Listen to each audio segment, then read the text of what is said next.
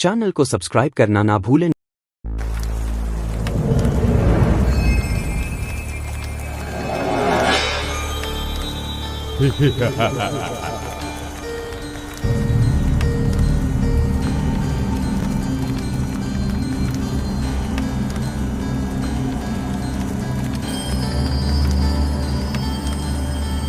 बार की बात है, केरल के एक छोटे से शहर में सुल्तान नामक एक डरावना कब्रिस्तान था।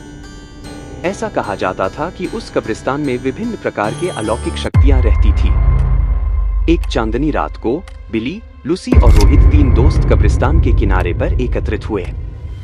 अचानक उनको कब्रिस्तान से भयानक फुसफुसाहट की आवाज सुनाई दी।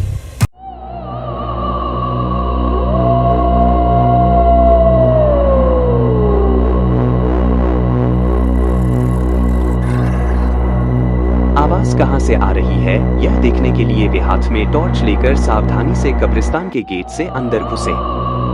जैसे ही वे कब्रिस्तान में दाखिल हुए, हवा तेज चलने लगी। अचानक उन्होंने एक इंसान को एक मकबरे के पास टहलते हुए देखा। वो उदास और खोया हुआ दिखाई दिया, इसलिए बिली, लूसी और रोहित उसके पास आए और पूछा, कौन हो तुम और इतनी रात को यहाँ क्या कर रहे हो? मदद करने के लिए तैयार हो गया। वह कंकाल उन्हें एक पुराने आम के पेड़ के पास ले गईं और कहा, इस पेड़ के पत्ते सब अपने पास रख लो।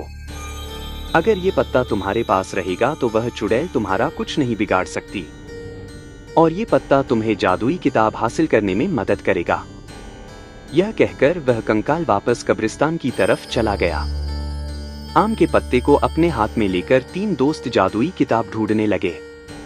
बहुत ढूंढने के पश्चात जंगल में एक झील के अंदर उन्हें चमकता हुआ कुछ दिखाई दिया। रोहित को तैरना आता था तो उसने झील के अंदर जाकर वह चमकता बॉक्स ले आया। जैसे ही आम के पत्ते को बॉक्स के ऊपर रखा, वैसे ही बॉक्स खुल गया और चमकती जादुई किताब बाहर निकल आई। आधी रात करीब आते ही वे तीनों अपने हाथों में जादू की किताब लेकर श्राप को तोड़ने के लिए कब्रिस्तान की तरफ बढ़े। कब्रिस्तान में आकर वे किताब को खोले और एक प्राचीन मंत्र का पाठ किया। मंत्र पाठ करते ही जमीन कांपने लगी और कब्रिस्तान में एक तेज रोशनी छा गई। वह चुड़ैल जाग गई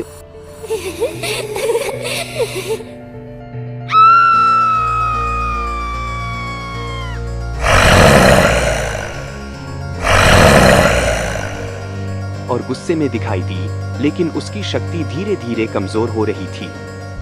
उसने बिली, लूसी और रोहित को जादुई किताब पढ़ने से रोकने के लिए अपनी जादुई शक्ति का प्रयोग किया, लेकिन उन तीनों पर कोई असर नहीं हुआ, क्योंकि तीनों के पास आम के पत्ते थे जो उनकी रक्षा कर रहे थे। धीरे धीरे चुड़ैल की सारी शक्ति खत्म हो गई और चुड़ैल भस्म हो गई।